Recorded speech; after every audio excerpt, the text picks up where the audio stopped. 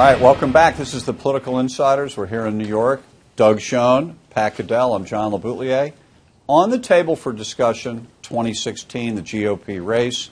Carly Fiorina, the only woman who's looking for the Republicans at running for president, former head of Hewlett-Packard, ran for the Senate in California, got blown out. Does she even have the standing to run for president? John, I don't think so. I think you stated it very well last night. She was hardly a successful CEO. She certainly wasn't a successful Senate candidate. What on earth gives her the sense that she's qualified to run for president? Other than trashing Hillary, which she's got some good one-liners. I think she is just trying to improve her stature by doing this, and trashing Hillary is one way to do it. You know, I would think if it weren't for the Senate race wouldn't bother me so much. I think she's the criticism that was raised yesterday, that Chris Wallace raised about her business background, the Democratic attack on that would be. But let me just say, having a woman run is probably good with the Republicans. The other thing is, we are talking about a year in which everyone's on the wrong message. The Republicans are divided between who can win the middle, who's going to win the moderates, who's going to win the right. The real issue is there's a paradigm shift going on in the country for leadership and for strong leadership and against the political class.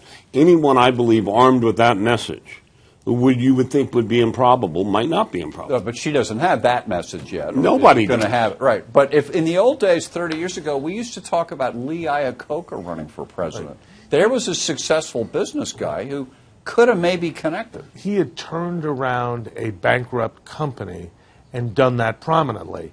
It isn't clear to me that Carly Fiorina has done anything successfully that would qualify her for national office. Yet there she is getting national TV time on the Sunday because shows. No one has anything. All right, let's look at the state of the GOP race. Right. We have this CBS poll. We used it on Sunday night.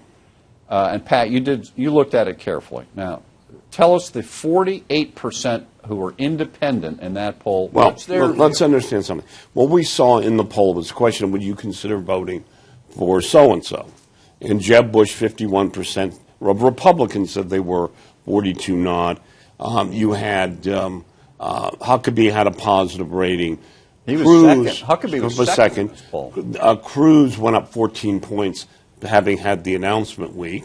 But what was interesting to me is when I looked at the, first of all, the sample, as you just said, 48% independent, which was not highlighted. I went through that. Every single candidate in the Republican Party or the Democratic Party had people who knew them, had a plurality who said they wouldn't consider voting for him, from Hillary to Bush to everyone. Right.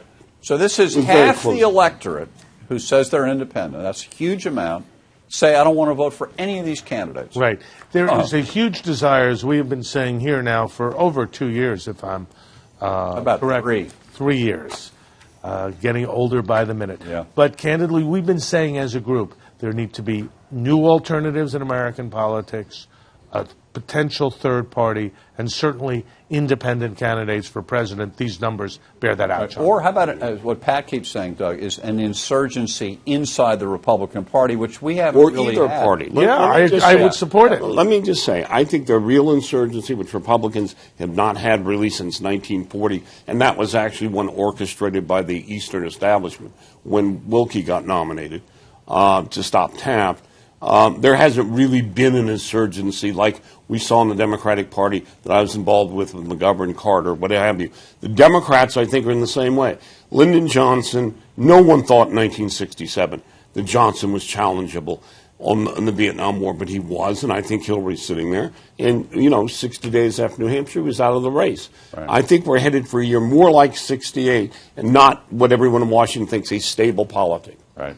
All right, we got to go. But for Doug Schoen and Pat Caddell, we want to say Sunday night, 7:30, usually with Harris Faulkner. Even Easter Sunday night, we're all going to be on, and we'll give you the latest in politics. So for Doug and Pat, I'm John LeBoutelier. Have a great week.